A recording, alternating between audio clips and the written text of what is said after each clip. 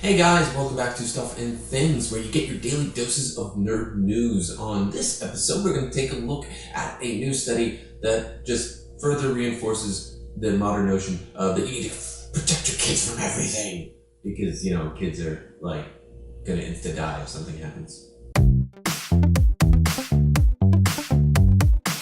So in another round of literally trying to protect your children from everything, a new study from Canadian, for shame, reveals that bouncy castles and inflatable slides actually account for more injuries in amusement parks than traditional mechanical rides, in the United States at least. Which actually sounds like great news to me, because, mechanical rides malfunctioning would lead to death, I would think. Catherine Woodcock, the lead author on the study and the director of Thrill Labs, which stands for Tools for Holistic Ride Inspection and Learning Leadership.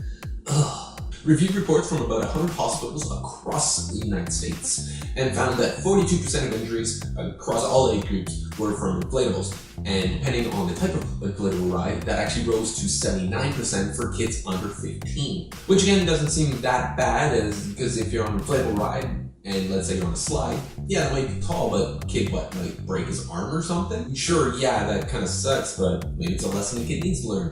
Break an arm, maybe they won't be dumb in the future. The study does call for increased knowledge base needed. People need to know that people are licensed to operate inflatable rides, that people are actually being supervised correctly. Because, you don't want a bunch of stupid teenagers to be bouncing around with toddlers. That's kind of obvious, but I guess the obvious doesn't always work. But hey, that does lead me into my question on this, because I really don't know about this. I have some experience with bouncy castles, like any child does, but I never experienced any injuries at all. So I'd love to know from you guys if any of you out there have experienced injuries, and if it was from an age difference kind of thing, because I can see that happening. And maybe just parents need to actually pay attention to things. That seems to be a theme. Let me know in the comments down below what you think, and of course, if you like what you've seen, do not forget to hit the like and subscribe buttons wherever it happen to be. We'll check you in the next video.